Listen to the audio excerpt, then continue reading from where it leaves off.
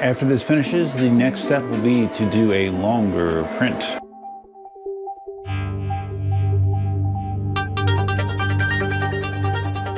Hey, how you doing guys? Duff here.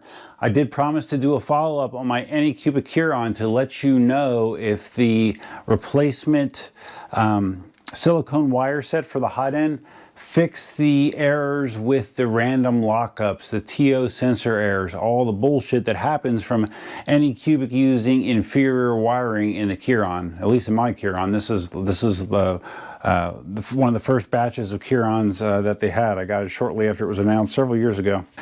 Quick backstory. It started developing issues on longer prints. I could have a print go an hour, I could have a print go 12 hours, and all of a sudden the printer suddenly locks up for no reason. Print's trashed, and yeah, you're done. So for almost a year, this thing has basically just sat here and not been used just because I didn't want to deal with it. I didn't trust it to do anything. So I bought one of these silicone wire harnesses. The advantage of this is it's more flexible. It doesn't have the tendency to break as the stock Chiron harness does. I also removed the cable chain because there's been lots of people saying that that cable chain itself, it promotes damage to the wires. So I took that out of the picture and I just have it zip tied to the top for now.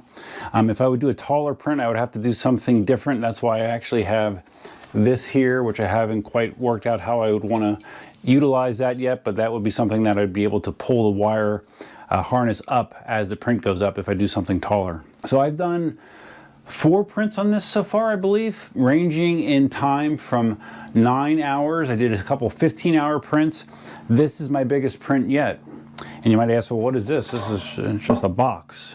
And you're gonna laugh when I tell you what this was for, or what it is for.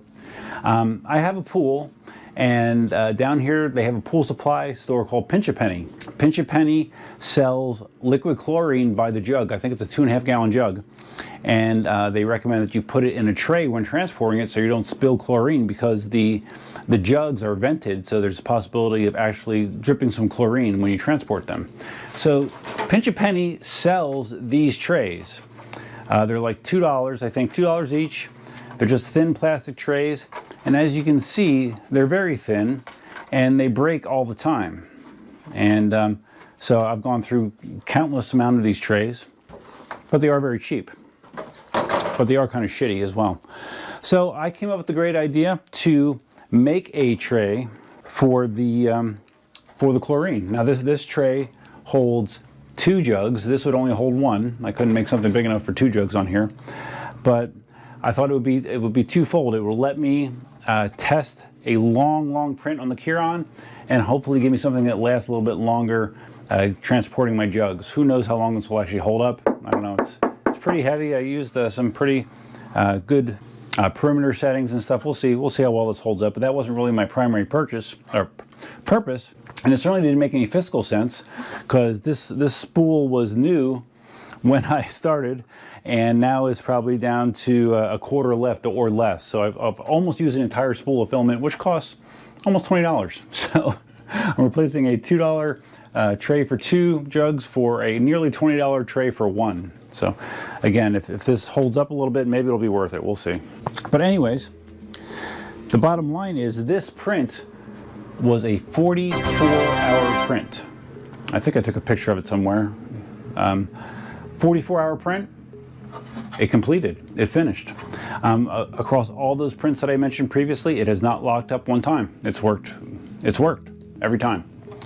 So at this point, I feel pretty confident in saying that this silicone wire harness is a pretty reliable fix for those annoying lockups and sensor errors, TO sensor errors that a lot of people suffer with on the Chiron. So cross my fingers, we're good to go. So I think I mentioned in the first video I got this on eBay. I originally had ordered a harness from Onyx Phoenix. Some of you might have also done the same. I ordered it in like the 1st of July. Never got product. I actually had to file a dispute with PayPal because he wouldn't respond to requests for ETAs. And PayPal actually just honored my dispute today and refunded my money. So yeah, I wouldn't recommend going to Onyx Phoenix if you want anything anytime soon, or if you want any sort of reply to your emails. But I did get this on eBay. I will see if I can post a link to the listing for this if you want to get one for yourself. Not cheap. I thought it was in the neighborhood of 40 bucks. I don't remember exactly. It's not cheap. It's a decent investment, but if you want to have your large scale Chiron print, this is a worthwhile investment, in my opinion. So that's all I have, guys. I just wanted to let you guys know that yeah, it actually seemed to work. So I'm pleasantly surprised by that. So if you guys found this video interesting, please think about giving it a big thumbs up. If this is your first time visiting the channel, think about subscribing. If you're going to subscribe, you can hit the notify bell that's over there somewhere. And feel free to leave your comments, suggestions, ideas, and thoughts in the comment section below. Feel free to share your Chiron fixes, your Chiron horror stories, but at least I can start using this again. I'll have to come up with some creative big things I want to print, because I'm definitely not printing 4 more of these things, because this is not practical for sure. So, all right guys, that's all I have for now. Hope the rest of your week is good, and until next time, Duffman out. Yeah, just look how shitty this thing is, man. I mean, charge me $3 and give me something that lasts more than a couple weeks. It's not rocket science.